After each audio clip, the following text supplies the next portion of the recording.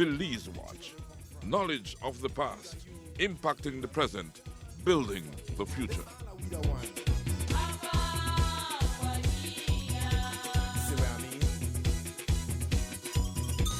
Jump and shout all over the nation. We're breaking out with a new creation. Bird's Eye View Lodge has been in operations for more than 3 decades. The lodge started with 5 rooms and now boasts 30 rooms. Verna Samuels is one of the co-owners of the Belizean family-owned resort located in Crooked Tree Village. She told us how the business got started. We will have that for you after we hear from our partners, the Belize Tourism Board, the Barry, Shell Belize Limited, and Honorable Kevin Bernard. Where would I be without my mama? Reaching out to all the beautiful mothers of Carmelita Village. This one you can't miss. Thank you, mama, for the 9 months you carried me through. The Carmelita Village Council presents a Mother's Day concert like no other. It's all happening at the Carmelita Central Park on May 13, 2023. The Mother's Day program starts at 5:30 to 8 p.m. with a dinner, entertainment, games, surprises, and giveaways. And to top it off, you can win a 30-inch stove. Also, dress to impress because there will be a photo shoot by One Dan. After the Mother's Day program, it's all about the big concert featuring Punta superstar Toprik, all backed up by the Punta Kings Band. Music juggling by DJ Esco. So make it a date, May 13th, inside the beautiful village of Carmelita. See you there. This event is sponsored by the Carmelita Village Council and Honorable Kevin Bernard.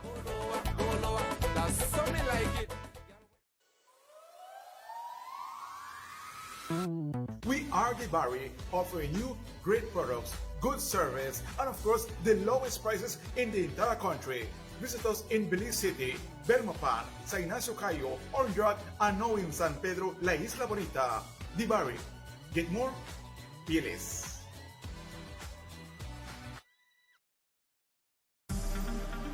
Shell V-Power with 3 times more cleaning and friction-reducing molecules.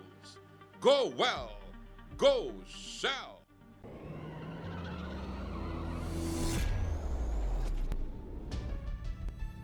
Unique, breathtaking, diverse are just some of the words that come to mind when describing Belize. To sustain the wonder, the beauty, the rich ecosystems around us, we must protect our wildlife, our trees, our marine life, and our barrier reef. For the future, for the next generation. This is our Belize. Respect it, cherish it, love it.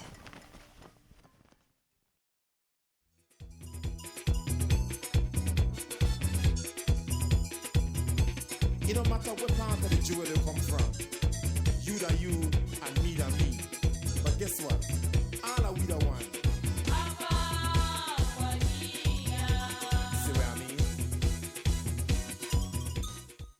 I'm with Verna Samuels, and Verna is the owner. Is One of the owners. Who is the next owner? The next owners are my oldest brother, Denver Gillett, and my youngest brother, Lenny Gillett. Okay. So it's 3 of you, brothers and a sister, own Bird's Eye View Lodge in Crooked Tree. Right. This is paradise. I know. It's so beautiful being out here. Yes. People love it. How did you come by this spot? How made you decide to invest here? Well, the idea came from my oldest brother. Yeah, he was living in the States and he came home, after 19 years. And immediately he spot this area as an area that you could, an area of business and an opportunity where you could invest and do some business. So you did not have the land before. You had to buy the land, I take it. No, we did have the land before. The land was owned by my second brother.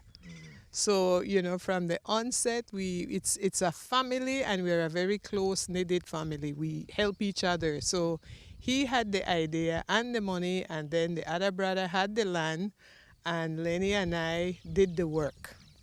So the Gillets really are from Crooked Tree, the Borrowed Boom Crooked Tree. Right. I know that because I'm connected to Gillets. My grandmother was Margaret Gillett. But so I could identify with the Gillets. But so let's learn about you. Oh, you were in the States, right? No, You never gone to the States? no, I only visit. My brother was living there for over 20 years. Okay. But we were right here in Belize. I mean, not Crooked Tree per se, but born and grew up here, and then went to live in Belize City like 20 odd years, and then come back home. What was it like growing up in Crooked Tree? Oh, it felt very safe. You felt very loved and protected, because everybody in this community know each other. Plus, you're protected. You are, well, before protected, you know each other. You are related by blood to most people here. And the ones who you think you might not be related to, you just have to mention it to your mom or your dad, and then they can make the somewhere along the connection. line, yeah. Right. So, yeah, so you felt very, I mean, if you're out there doing mischief, making any mischief, your parents, somebody is going to stop you and say, don't do that. It's not, it's not nice. Behave yourself. Or I might have to go report you to your mom, and that will straighten you out right away. So you stayed in Belize, and you did not go like your brother to live in the No, US. I've never lived in the States. I only visit. I visit very often, but I live here in Belize. And where did the inspiration for the lodge come in? Was it something you had from your growing up, or what were you professionally before you became a proprietor here? Okay, I was doing pretty much the same thing in Belize City. Oh yeah. Before I came here, I went to Belize City to study as a teacher, and when I was finished with that, I came back. We should have come back like 3 years later, but we didn't come back until 20 odd years later. I didn't come back until 20 years later. But I think what happened to me, and I keep thinking about it until now, when I went there, we were boarding with some people, and I realized how difficult it was for people from out district or villages, and so, to go through that. And I said, if I could ever help in that situation, I would do that. And I got an opportunity to help. I used to board students and people from out district, but mostly only students for a long, long while in Belize City. And I made sure they didn't go through what I went through. So that was where it started for me. And then professionally, you went on to work in a resort or one of the big hotels in Belize City. How did that go? No. Right from there, I came up here because by then my brother came. Yeah. So how old is Bird's Eye View Lodge? 30 years. Oh, that's quite Yeah, some so time. it's quite some time. Yeah. Yes, we're 30 years old. We started in March 1993. How did it start?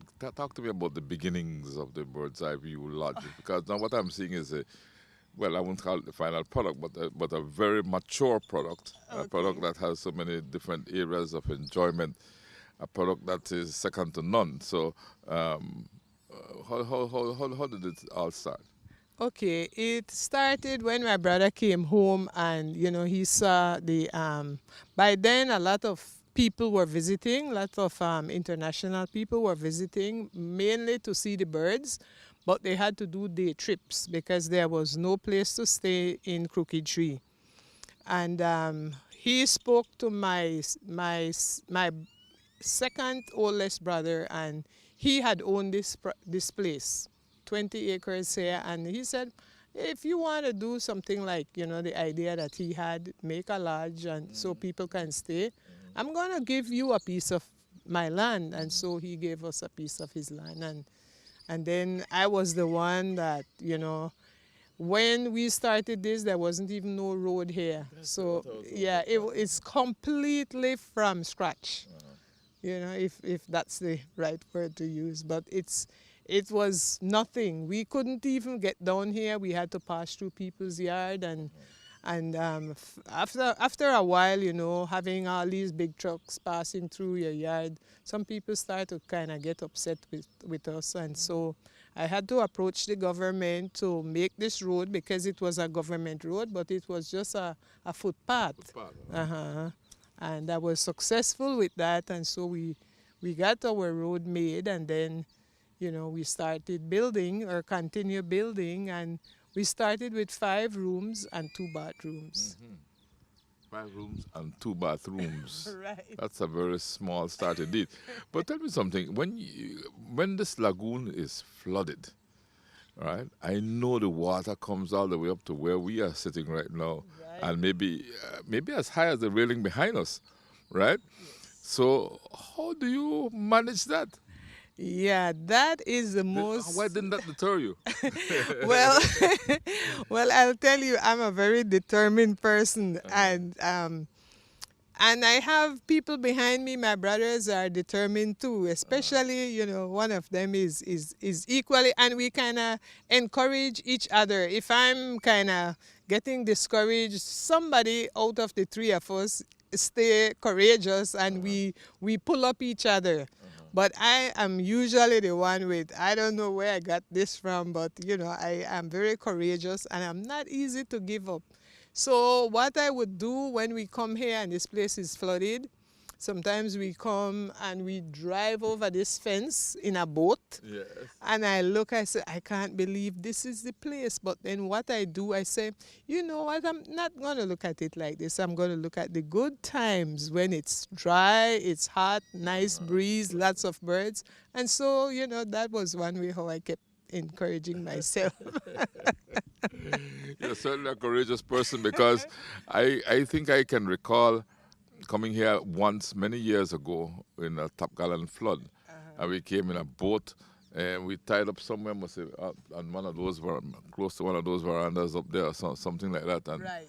If I can remember correctly, and got out of the boat, there was, like you rightly said, you speed right over the railing. Yes, that's true. You speed right over the railing, and that little building right there, only the top of that building, this one right next to us, only the roof is shown sometimes when it's a Top Gallant flood. It's really terrible. It's hard to imagine all that water, because as we look around us, we see a wide expanse of, water and marshland and what have you, and where we are so solid and so high from where the water is as we sit here, it's hard to imagine all that water coming in. Even your swimming pool, everything gets contaminated, right? Right. The last time, our swimming pool is a fairly new addition, but before we even get to open the swimming pool, we had the first flood. And when we had that flood, the flood was trying to lift up the pool and move it away. So when all that was over, we had to change 45 of our 90 posts that held the pool down and change them into concrete pools and reinforce it like you wouldn't imagine. Yes. So you started off with 5 rooms, and today how many rooms you have? 30 rooms. 30. We have a massive expansion. I mean, despite the difficulties you've had, you've found a way to keep it growing. But you must have a flood plan, no? Yes, we have a flood plan. That we do. Yes. We have a flood plan, and so far it's been working, because so far we have had 7 floods. In the 30 years, you've had 7 floods. 7 floods, yes. So some of them are not as bad as the worst we've seen is like 4 feet inside the building. That was the worst. And the others would be 2 feet, 17 inches. And sometimes the last flood we had wasn't so bad. It just came like 3 feet from our door. And every day I think I pointed and said, don't come Don't any come. Stay closer. back. Yeah, so it's we can laugh now, but when it's happening, you're pretty sad inside. You don't want people to know how you're feeling, but it is. We know that this is going away, and so we keep going. I've tasted some of your food while I've been here, and I must tell you it's delicious. Tell me about the food that you offer to your guests. Okay, we offer a pretty wide variety of food, but mostly Belizean. We do offer some international and Mexican, like some Mexican cuisine too, but we try to mix it up and stay focused on the Belizean cuisine. And what we do, as long as we have 10 people or more, we always serve a buffet. Okay. And our meals, especially dinner, is always like a 3-course meal. And lunch would be, something like a 3-course, 2 or 3 course. And breakfast, we serve real solid meals. Uh-huh. I don't know the taste. The taste good. I could vouch for that too. A lot of our guests, when they comment, there's always a comment about our food. And it's always very positive. So Do you have people who will just drop in, maybe just to use the restaurant for the restaurant services, like somebody come from the city and say, okay, let me go to Bird's Eye View Lodge restaurant. Do you have that sort of clientele? yes. And it seemed to be becoming more frequent. We even have people who would come and buy things from our gift shop, like because I make those special products. Like I use all the fruits that I come across in the village I do a lot of agro processing then. And so people would come for either, if they're not staying, they would come either for the food, for the gift shop, or for both. And then you offer tours and other attractions. And tell me about these tours and attractions. I know I went and looking for some birds today, and it was fantastic. It was a unique experience. So, just you tell me what tours you have to offer. Okay. We offer our number one tour is the birding by boat tour. That's definitely our number one. Then we have a pine forest tour. And the difference with those, the birding by boat, of course, it's by boat. You're very comfortable. Anybody can do it because you just stay on the boat and yes, you're seated in the boat, and the boat have a canopy, so you're comfortable. And then we usually do it very early when it's the coolest time of the day, which is a plus for both the bird and the person watching the bird watcher. And then we do a pine forest tour, and that is another tour that we do very early too, because birds are just like human beings. They like it when it's cool and comfortable. They don't want to be out in the heat. So, and most of the other tours that we do, we arrange those with the people from, like, we do Lamanai tour, but we just take these people to the boat dock. We do Altunha, we take them to the people at Altunha. And the same thing with Community Baboon Sanctuary and those other places. We just take them to the person who is, in charge of the tour in that area. But when it comes to the birds around here, we're the king in that. All our bird guides they are born here. They grew up here, they grew up with the birds, and they know even the tree where certain birds are, because there are times when people come with special requests to see special birds. They know how to deal with that. So I'm very, very proud of them, and people always come back raving, like you. Yes. Always come back raving about what they see. And this is also a historical village, I couldn't help but go over the history of this whole area, how fundamental it is in the formation of central Belize, Yes. It's this village is over 250 years old. So that used to be like the theme of how we used to make, like, when we try to get government to do something for us, and they're dragging, or they say, well, maybe, maybe not. And then we would say, remember, we are one of the oldest Creole village in this country, so please, you need to help us. And it works. Right now, you can see we're getting a road that we've been dying for the last 30, 40, 50 years. Yes. And now they've listened, and we're getting a beautiful road. Yeah, well, now I see a lot of work being done on the road, indeed. Yes, yes. And it had to be raised to a height that is high enough to withstand the flood, so that you can come in at all times, right? Right. And that is going to improve every business and everything that goes on behind here, because during those flood months, which is usually 3 months, if we get a flood, we can consider we have a flood for about 3 months. And what happened, everything just like stop, you know, and it's also, to me, I consider it very dangerous. I'm very nervous crossing in boats, like overloaded boats at night, when I can't see where I'm going. Usually in the end, I would just leave for a little bit and come back when all that is over. It's dangerous. Yeah, When we come back, we will join Benjamin Gentle for a couple of demonstrations offered to visitors to the lodge. Let's hear a word from our partners: the Belize Tourism Board, the Barry, Shell Belize Limited, and Honorable Kevin Bernard.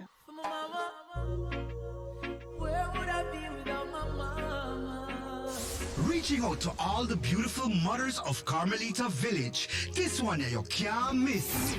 Thank you, Mama, for the 9 months you're carrying me through. The Carmelita Village Council presents a Mother's Day concert like no other. It's all happening at the Carmelita Central Park on May 13, 2023. The Mother's Day program starts at 5:30 to 8 p.m. with a dinner, entertainment, games, surprises, and giveaways. And to top it off, you can win a 30-inch stove. Also, dress to impress, because there will be a photo shoot by One Dan. After the Mother's Day program, it's all about the big concert featuring Punta superstar Toprik, all backed up by the Punta Kings Band. Music juggling by DJ Esco. So make it a date, May 13th, inside the beautiful village of Carmelita. See you there. This event is sponsored by the Carmelita Village Council and Honorable Kevin Bernard.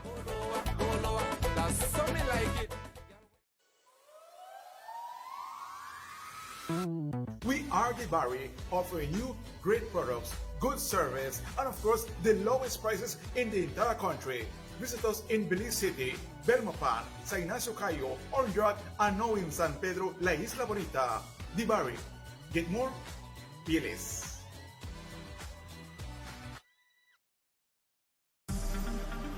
Shell V-Power, with 3 times more cleaning and friction-reducing molecules. Go well. Go Shell.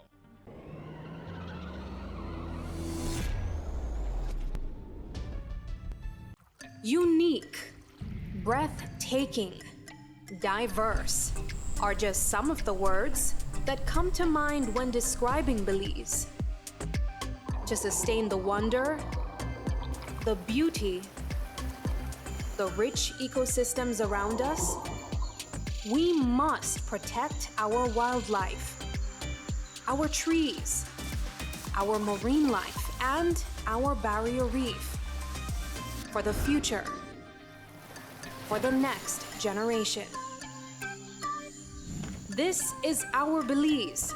Respect it, cherish it, love it.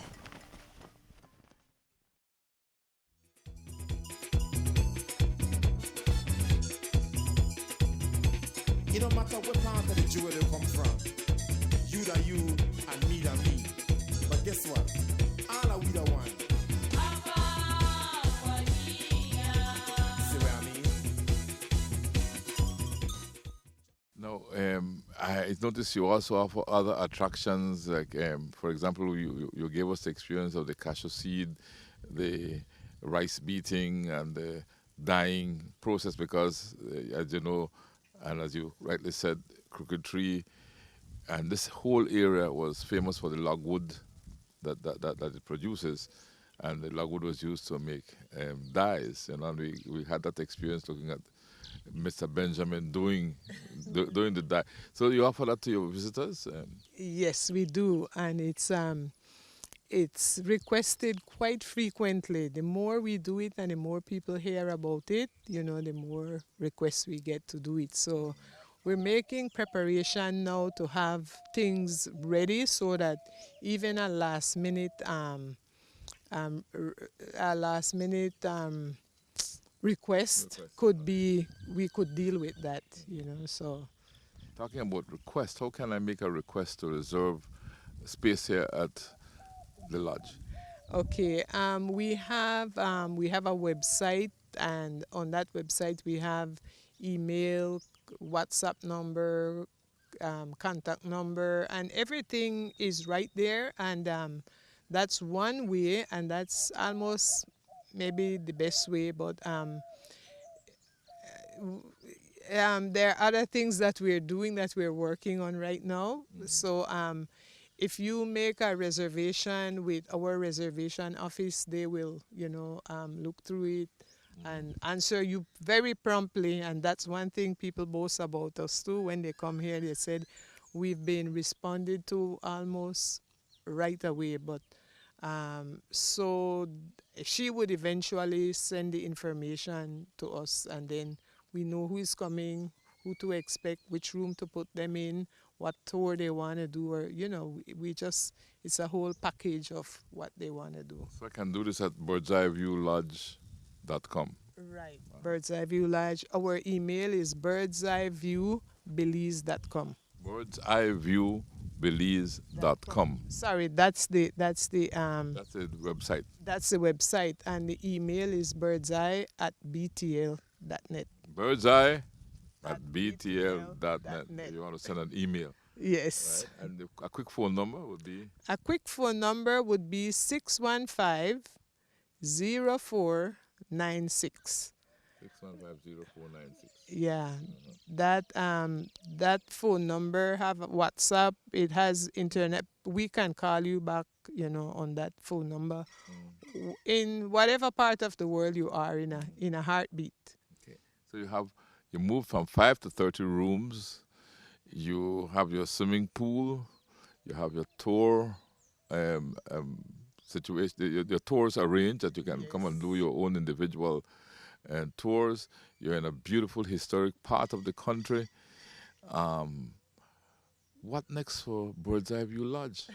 More rooms? We're not thinking so much of more rooms, but we're thinking of maybe improving what we have, because we would like to think about more rooms, but we're looking at the age of the partners. Okay.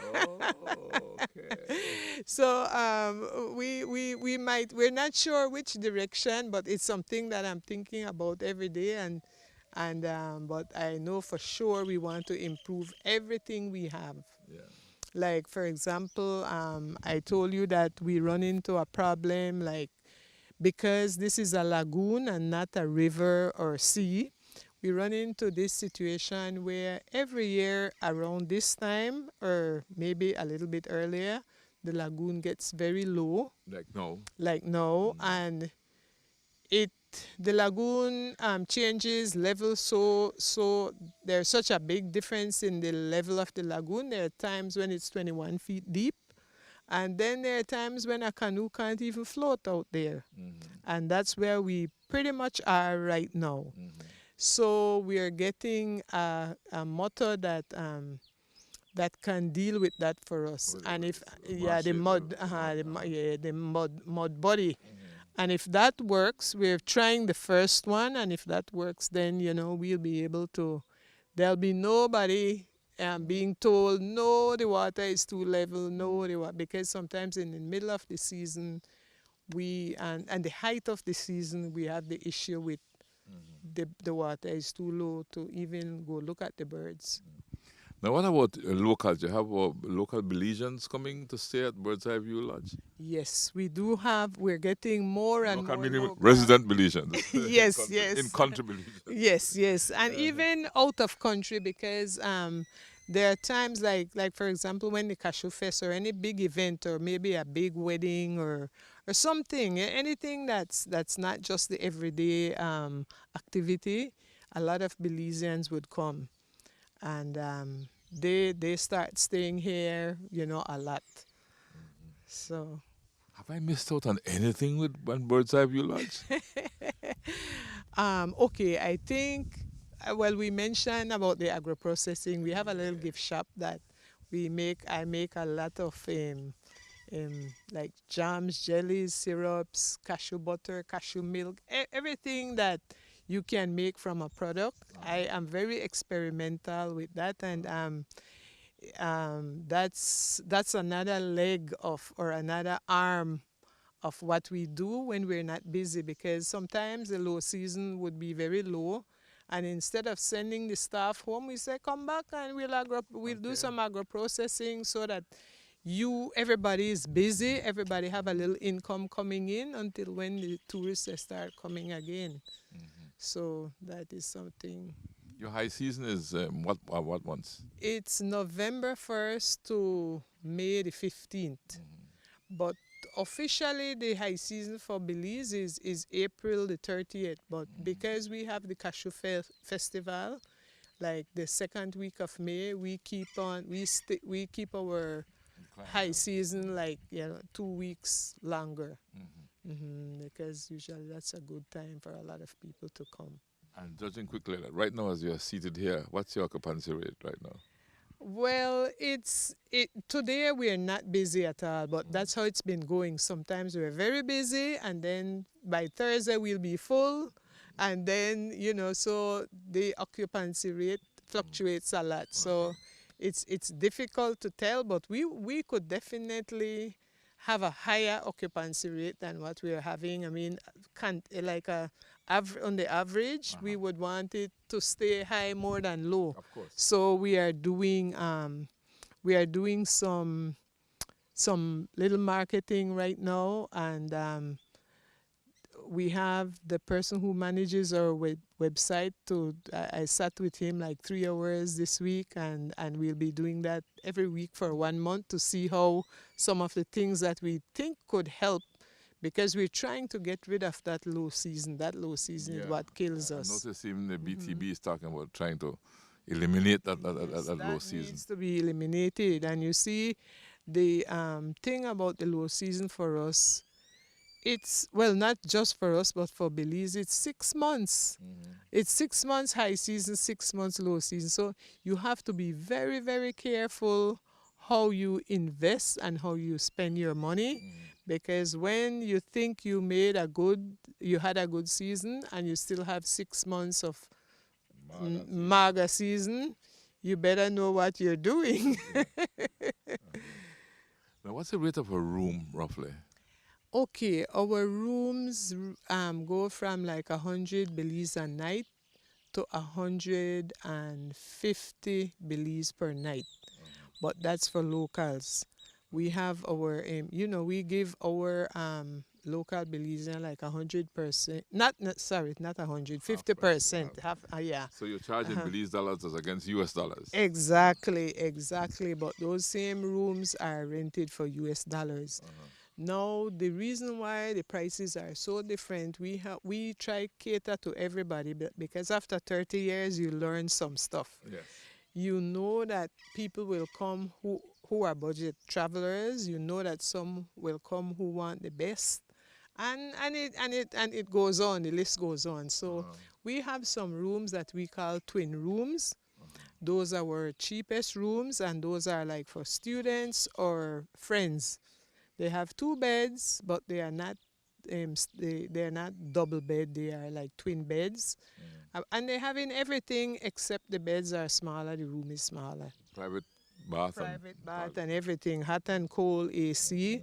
All our rooms have air condition, hot and cold, private bath. All of our rooms have that. But then what makes the difference is the size.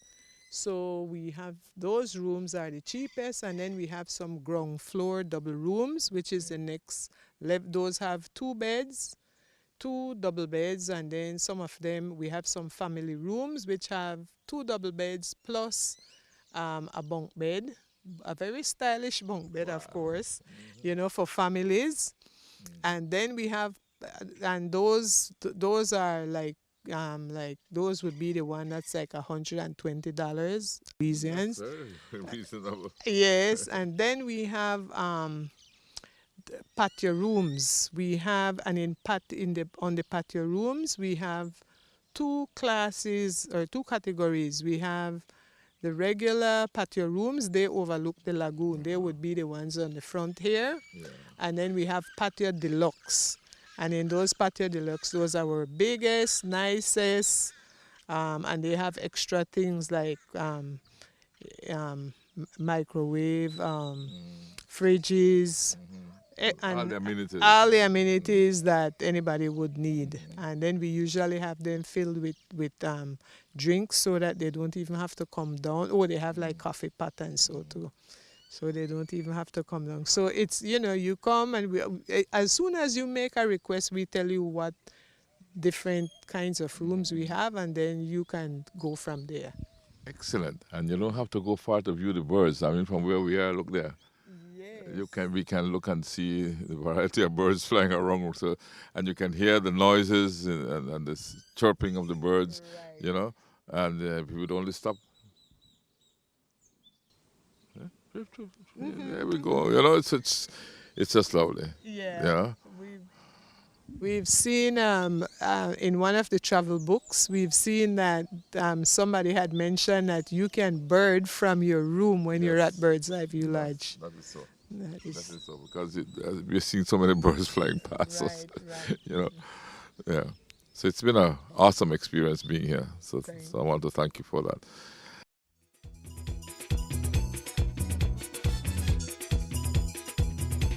It don't matter what part of the jewel they come from. You that you and me that me. But guess what? All are we the one. See what I mean? Okay, our visit to Bird's Eye View Lodge continues, and we have been having a good time here at Bird's Eye View Lodge in the island. Oh, sorry, let me put it again correctly. On the island of Crooked Tree, right? Bird's Eye View Lodge. And I'll tell you something. I'm here with Benjamin Gentle. And Benjamin, I see you have 3 things going on here. You have some rice here, you have some cashew seed over there, and I think you got what you have over there, Benjamin? Logwood on the far end. Logwood on the far end. So you're going to walk me through these things? Just we'll walk through and we'll start with the rice, and then we'll move on to the cashew seed roasting, and then we'll move on to a small historical move of the logwood.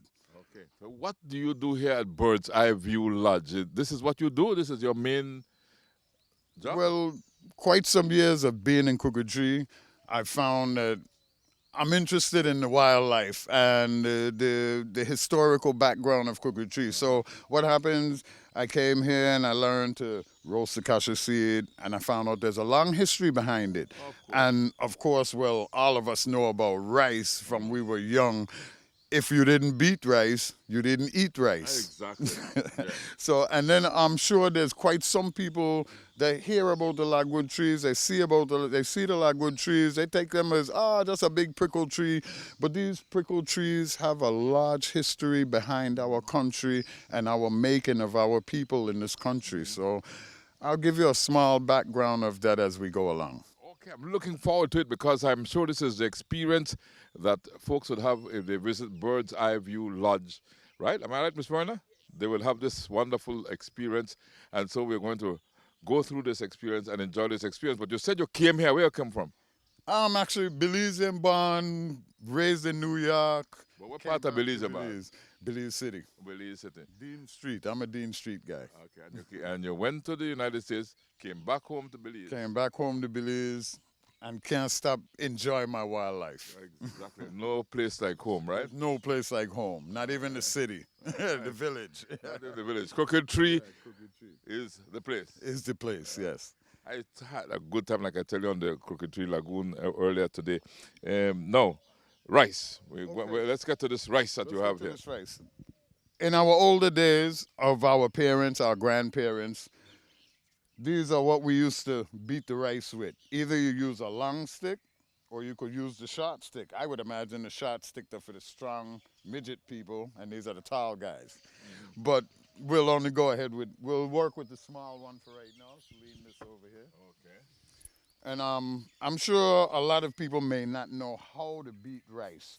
But the first thing you do is put your rice in your mortar. By the way, in case those that don't know what it is, a mortar is a piece of lumber, a tree, that's been dug out and burnt out in different locations so that the rice can be farmed on the inside. So that when you do use your stick, it has a center drop in the middle that brings all the rice down to the sides that actually extract the shell from the rice. Mm-hmm. And with a small movement from left to right, side to side, I don't want to hit your head. Small movement, not very hard hits. You're not really making the rice fly up in the air. You're not trying to break the rice so that you don't become crumbs. You're just trying to actually tap the shell and let the shell extract off of the white rice itself. So just a small demonstration. I might be out of a little practice, but this is how every morning the kids would have to get up, go to camp, help mama. All of this is done before school. Nowadays, we just put the rice in the pot, come home 12 o'clock and eat it. That's what we do. Well, actually, grown rice, like in Thailand and different places, are much better and healthier for us rather than all these chemical rice and chemical products that we're getting bagged from who knows where. That's right. The Belizean rice is the best rice, right? Yeah, exactly. And so you say you don't hit this hard like you're saying, hard, right? but you hit it with a little more force than that. Like there you go. You're a much older guy than me. You're supposed to know the routine. I'm sure you've beat rice to eat. Yeah, beat rice already, but not to eat though. But you know, for the fun of doing it. It's easier to go to the store and buy a pound of rice, you know. This is how the rice resembles. Sorry about the dirty hands. Job can't be done without dirty hands. This is how the rice looks after it's picked and dried. After you've already beaten, and there's a shaking process to release the chaff off of the rice itself. When it's all shaken and done, this is our completed product. Yes, this is the one that we'll more or less eat, right? Exactly. This is what we'll eat after we've already broken it off of this and chafed it off. Well, what to the brown rice? Well, the brown rice, it depends on the rice that you plant. Which rice you plant is how it turns out. You can either plant white rice, or sometimes I believe from reading that it's the atmosphere that changes the tone of the rice and the quality of the ground that actually changes the tone of the rice. So sometimes it comes brown, sometimes you get this lily white rice. Okay. All right. So now that we have seen the rice, where do we go? We'll move to the fire. We will wrap up our visit to Bird's Eye View Lodge after we hear from our partners, the Belize Tourism Board, the Bari, Shell Belize Limited, and Honorable Kevin Bernard.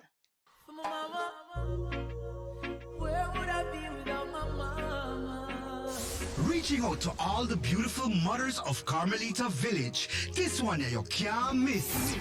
Thank you, Mama, for the 9 months you're carrying me through. The Carmelita Village Council presents a Mother's Day concert like no other. It's all happening at the Carmelita Central Park on May 13, 2023. The Mother's Day program starts at 5:30 to 8 p.m. with a dinner, entertainment, games, surprises, and giveaways. And to top it off, you can win a 30-inch stove. Also, dress to impress because there will be a photo shoot by One Done. After the Mother's Day program, it's all about the big concert featuring Punta superstar Toprik, all backed up by the Punta Kings Band. Music juggling by DJ Esco. So make it a date, May 13th, inside the beautiful village of Carmelita. See you there. This event is sponsored by the Carmelita Village Council and Honorable Kevin Bernard.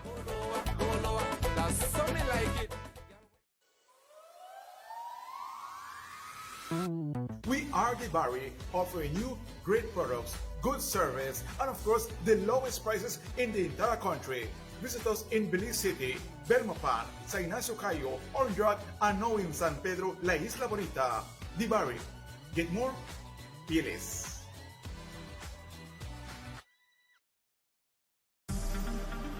Shell V-Power with 3 times more cleaning and friction-reducing molecules. Go well. Go Shell.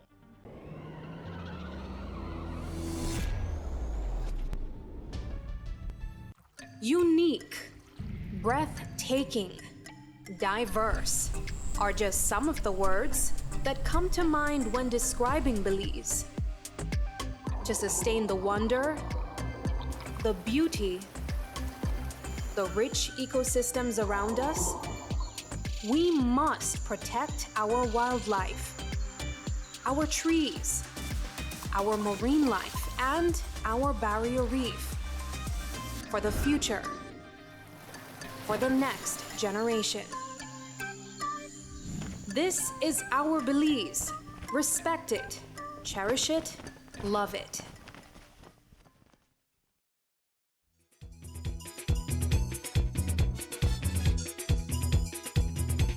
It don't matter what part of the jewel they come from. You that you and me that me. But guess what? All are we the one.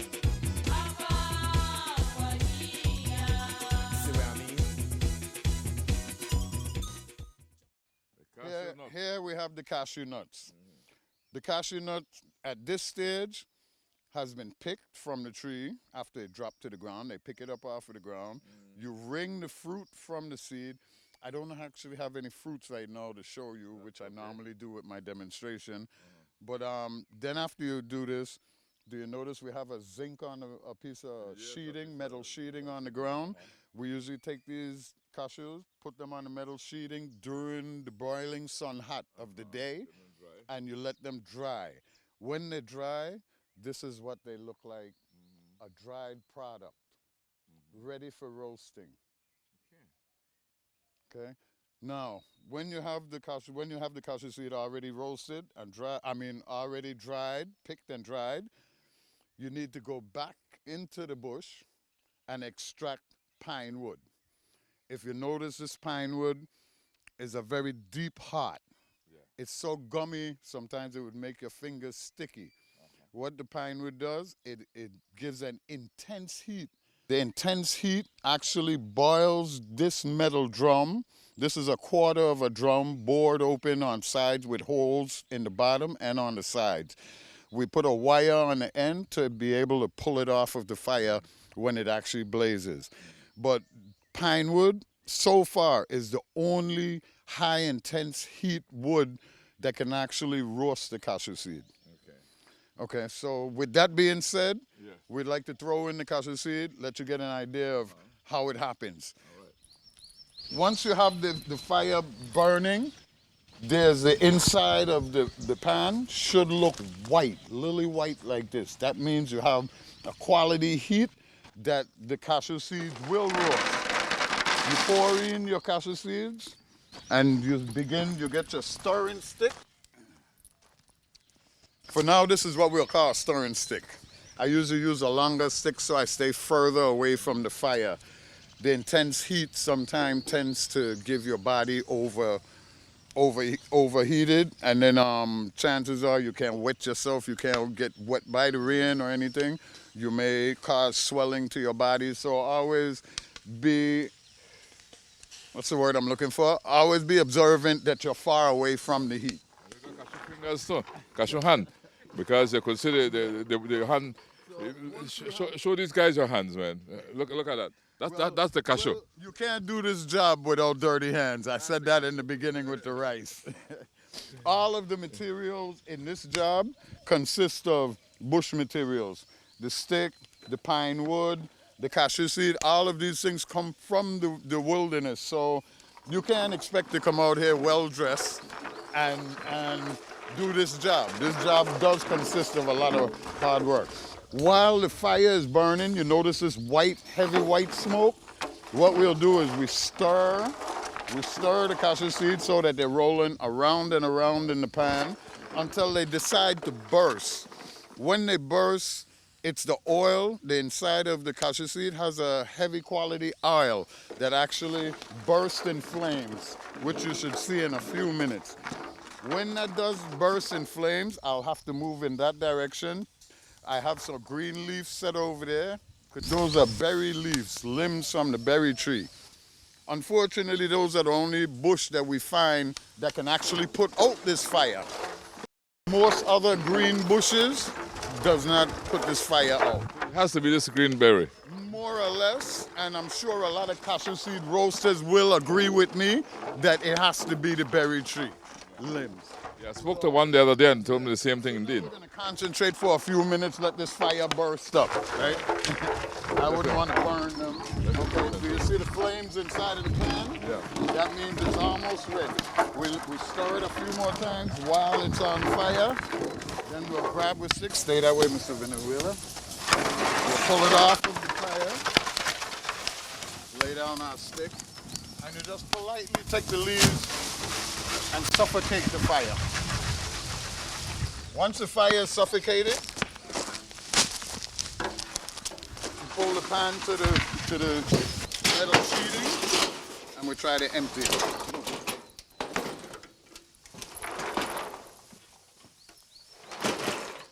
Remember, never touch that pan. No, well, trust me, I would not touch that pan. Okay. I have no intention of touching that pan.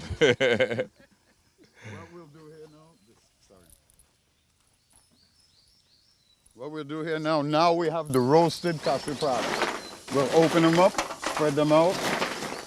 Two things we do with this. In order for them to dry, we usually get ashes from the fire, but unfortunately the fire is too hot right now. And we sprinkle the ashes on top of it. What the ashes do is absorb the oil on the seed itself.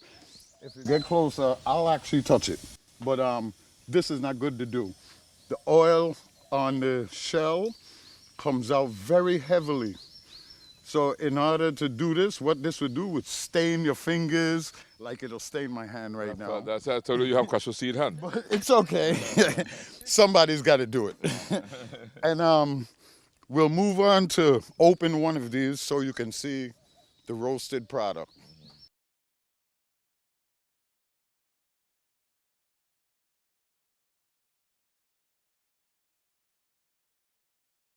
Okay, upon finishing the roasting, we have to open the product because now we've intense heat the shell so that the shell can break. You'd find yourself what we call a beating stick. Any short, solid piece of wood that can actually hit the back of the cashew seed and open it up. Our objective is to open the cashew seed up. Okay, so after the shell has been hit 2 small or 3 small hits, can't beat it up. Sometimes you end up have to forcefully bring it out. Right. Then you have your cashew seed. Now, after this product has been we call it brock cashew seed in Creole. But breaking the cashew seed open, extracting it from the shell, the product still isn't finished as yet. So what you have to do now, on the cashew seed itself, it still has a layer of skin. So when this is finished, there are a few ways that our local people develop this cashew seed to an eatable product. I'll give you one of the real old-fashioned ways. Up in the tree somewhere, this tree doesn't have it because we clean the yard regular. No, it does. Up in the tree, in the logwood tree, we have what is called a termite's nest. Okay. All right. A lot of people don't know about this, but the older people, when you couldn't get gas, you didn't have stove, you didn't have all these modern equipments, they would either go and take down the termite's nest, let all the termites run out for a little while, and then what they do, they take a cooking pan, being a rice pan, and they put fire on the bottom of a fire heart. They put the pan up on a height away from the bottom of the fire, and then what they do, they put a sheet of tinning on top of the pan. You take all these cashew seeds that you have already broken out, put them in the pan after the pan got heated, just like the roasting. Just it's a miniature roasting. And on top of that sheeting, you take the termite's nest and light it on fire. And you continuously turn that fire so that fire stays in the middle. Every time you open up that pot, you'll notice the heat is rising. And every time the heat rises, you would turn it over and turn it over. This skin on the outer side of the cashew seed begins to loosen up. It begins to loosen up. So when it's already loose and it drops off as a peanut, red skin would drop off of a peanut, that's when the product is ready. Yeah, right. You'd take it out, and then somebody or some bodies would sit down and peel all these skins off of the nut. Then the product is ready to eat. Right. That's a lot of work. But I can see you have cashew seed hands. Just show the camera. I can't help but look at your Rennie hands. love my cashew seed hands. This is what you. Okay. Okay. Let's be real. If you're really coming out to do this work every day, you won't do it as I did. I did it freehand. You would buy your rubber gloves, or you would buy your professional gloves. But what I'm trying to do is give you the realization of the situation. Because in the old days there were no gloves. Right. In the old days, our forefathers, our parents, our grandparents, this is what they had to do. Yeah. So this shows us the respect for the cashew seed, that we have to actually get personal with it. And most cashew seed in the Crooked Tree area, and indeed in the whole River Valley area, it's still done in this way of fashion, right? Yeah, yes. De esta manera, we would say in Spanish. I actually, Spanish came out before the English. I actually have to update the patching of the cashew seed for those who do it in the modern ways. Now, I told you about the termite's nest. That's our forefathers' way. Over the years, we've progressed. Before gas and stove came in, people started to use the coconut husk shell. They started to use the dry coconut husks. Then as time progressed, they started to use the logwood on top of that tinning. But they just cut the logwood up in small pieces. And this is logwood here, right? Yes, this is logwood here. We'll be using this for something else, but it has two purposes right now. Because right now you can make a little miniature fire on top of that tinning, and there you have your intense heat for the pot to patch the nuts, what we call patch the nuts, baking the nuts. Then you have your more modern way, the stove. You turn up your heat to 350. You put your cashew seed in on a flat sheeting, and you continuously open and turn. Make sure the cashew seed is on its right side one moment, it's on its left side the next moment, it goes on its back. When it's completely golden brown, ready to come out. That's right. You see? Cashew seed. And Crooked Tree is well known for the quality cashew seeds it produces. Right? I think there's a cashew fest coming up in a few, right? May 13th and 14th of May. Yeah, Cashew Fest. We can move right into the library. Yes, so I'm learning from you. You know, it's your show. You can run from me. I'm running to you. Yeah, okay. Okay, let's step back a little bit. Watch your step. Watch your step. Okay, here I have a sign. Why did I make a sign? Because the name, we call this the logwood tree. That's right. Right? But there is a name for it in history. You're the right man for the name. I did not read it quite because I know the state of Campeche in Mexico is named after Could you please logwood. say the name for the camera for me? Hematoxylum campechianum. That is the scientific name. For those who didn't understand what Mr. Rennie said, here it is written out, because I couldn't pronounce it. And of course, the easier way of saying that is Campeche. Yes, exactly. Now, for those that don't know, in the late 1500s, logwood was in the southern part of Mexico. and then it started to migrate itself down towards our country, Belize, and the wetlands. Prior to, while they were migrating, this migration happened due to logging for the English, the kings and the queens back in England at those times. They wanted exotic colors for their gowns and their capes and their purple, correct. And you couldn't get that from almost anything that they had in their area of wetlands. So they migrated to this hematomium campeche, right? When they reached Belize now, they found that, the Mytotulum campeculum, he actually has the color that they needed. This color just doesn't make only purple, it also makes black, and it makes, if I'm correct, brown. And all of these different colors are made from different sections. I had some bins I wanted to do some dyes, but I didn't get the water. So anyway, along with these, it's all right. Along with these now, because I'm sure a lot of people in the airwaves knows what I'm talking about. The logwood has 3 or 4 different layers. Yes, it does. Now, it's not the whole logwood that does the dyeing. It depends on what you want. If you want the die-hard purple color, as we call it now, purple, that would actually come from the center. There's a center vein that runs in the middle. This one's a little drier than normal, and it actually comes like just a purple. See, I extracted piece here.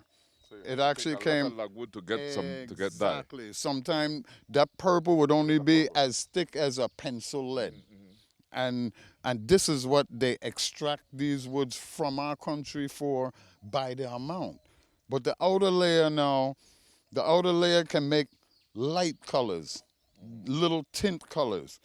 The further inner layers, like I said, depending on what it is you want, the purple, the brown, or a light tint brown, you would extract these layers per their colors.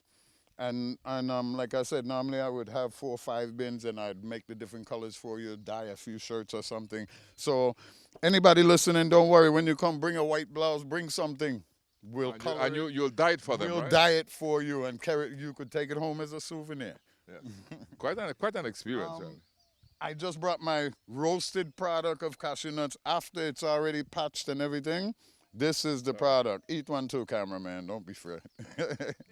So when it's all over, this is the color and this is the texture that you're looking for.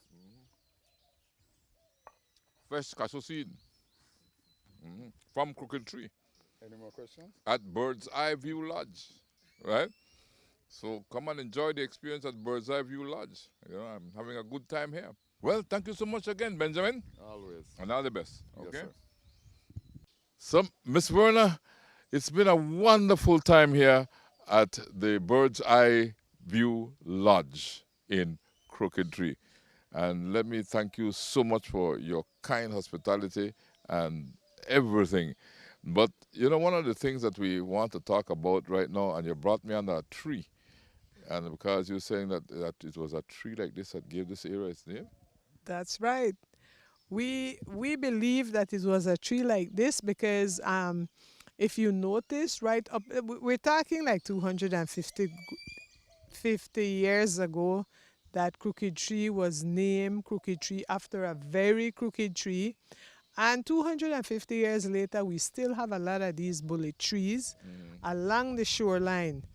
Now, we have to keep in mind that when these woodcutters were coming to search for logwood, they were paddling in a canoe or in a boat just out there where the water is. And it was from that point that they spotted a very crooked tree that they decided to camp and call the place Crooked Tree. So some people say it's a guanacaste and some say it's a bullet tree, but I believe it's a bullet tree because we don't see any guanacaste tree growing along the riverbank. Okay, so this is a bullet tree. This is a bullet tree. And it's been here quite a while, at least maybe 100 years. 100 years. It's a big bullet tree. right? But like you rightly said, it's also crooked, right? Yes. And so when you look up, you can see it goes this side, then it goes around this side here. It's not necessarily a straight tree that we are looking at. It's a crooked tree. That's right. Maybe not as crooked as the original tree, but it's very crooked. And it's full of birds. Because Yes. you stand up here and you keep hearing. This tree, because it's been so old, it's the habitat for birds, for um, all kinds of birds, like the bare-throated tiger heron nest up here. The black iguana nests up here. Sometimes they have fights, up there, and we try to take pictures. There was one time even a Stygian owl was up here. Oh, yeah? And many other birds. It's just the black-bellied whistling duck nest up here too. So it's like a five-star hotel for all these feathered friends, wildlife, and so on. So you just never know. We only know the ones that we can hear and see from down below. So, Miss Verna, officially Crooked Tree got its name from a crooked tree and not from a crooked three. That's right. I think that was just somebody joking about her history. But it's actually the tree, T-R-E-E, a crooked T-R-E-E. And not a crooked T-H-R-E-E. No, of course not. But we can see, this is not the only crooked tree in the area, because the cashew tree, as we noted when we saw the cashew plantations, most of the cashew trees are also crooked. Yes, that's Right? true. They're not That's straight, true. they grow crooked. Yes. Right? Sometimes they are so crooked that, like, people who owns those trees that are so crooked, we cut off some of the crooked parts at the bottom, the limbs that's lying and turning this way and that way. We have to cut them off because they seem to hamper the tree. Yeah, so the crooked, this is also in the cashew tree. Right. Right. There's also some crooked cashew trees. And would it be true to say that you'll find crooked logwood trees? Oh, definitely. Definitely. So, when you look at it, there are crooked trees here. Right. Everything is, when it comes to the trees, we do have a lot of crooked trees in different species. But I'm sticking to the bullet tree being that tree that they saw. they saw. That's I feel very, very strong about that. Okay. So the crooked tree would be the bullet tree in your, as far as you're concerned. Right. All right. So it doesn't, but really when you think about it, it doesn't matter at all, because crooked tree is a unique name, right? It's a name that we should be proud of because of the beauty of the place. Crooked tree. Right. Where other place in the world named that you know of? Yeah, You know any other place in the world named Crooked Tree? No, I don't know of any other place. And I commend the person who came up with the idea. I think it was a wonderful idea. Yes, I think so too. Crooked Tree. And it was Crooked Tree Village, the island of Crooked Tree. Yes, it's an island. Crooked Tree is quite a few things. It's an island, it's a sanctuary, it's a wetland, and it's a village. It's a basin. I mean, that's 5 things right there. So we have to say that we're special, because that's just 5 right off the top of my head. That's 5 special things. And very important, good people live in Crooked Tree. A lot of good folks are from Crooked Tree and live in Crooked Tree. Good Belizeans. Verna, really, your bird's eye view lodge is a good jump-off spot to get to know Crooked Tree and the Crooked Tree wetlands and lagoon, the Black Creek and the Spanish Creek, and we highlighted the importance of those routes in our nation's development, or the development of this particular part of our country. I also noticed when I walked in that there's an award on your front desk. I couldn't help but notice that. And so I want to ask you, what is that award all about? Okay, that was an award from the Minister of Tourism. in October when they had given out awards. I was one of the lucky people who got an award for my contribution to tourism. And it's a tremendous contribution indeed, and you continue contributing. Definitely. Let's hope that the story that we are bringing out here will serve as an inspiration to others. Yes, I certainly hope so. Because anything you want to tell me that I didn't ask you? Well, I don't know what else to add, but I just want to say that, I mean, we welcome everyone who wants to come to Crooked Tree, who wants to learn about Crooked Tree, if it's tourists, locals, whoever. And I mean, just call on us. We're here. We're here to show you what Crooked Tree is about. And whatever your dreams are when it comes to, you know, the things that we have available here, we're willing to make them happen. So feel the love in Crooked Tree, we could say, right? Yes, yes. Definitely, you could feel the love in Crooked Tree. And if you visit Crooked Tree, definitely you'll fall in love with the surroundings and with the people, with everything that Crooked Tree has to offer. So, like Belize, you know, I keep saying Belize is the most beautiful country in the world. We have a bit of everything. You know, I always say if God carved out 8,867 square miles anywhere else, you know, the most beautiful spot he picked was Belize, you know.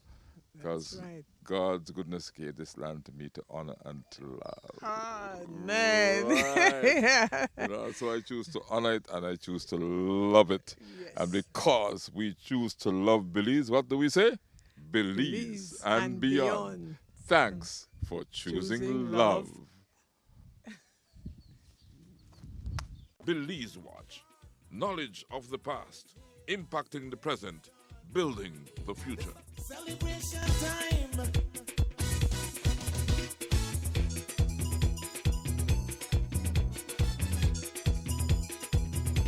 It don't matter what part of the jewel you come from. You that you and me that me. But guess what? All are we the one.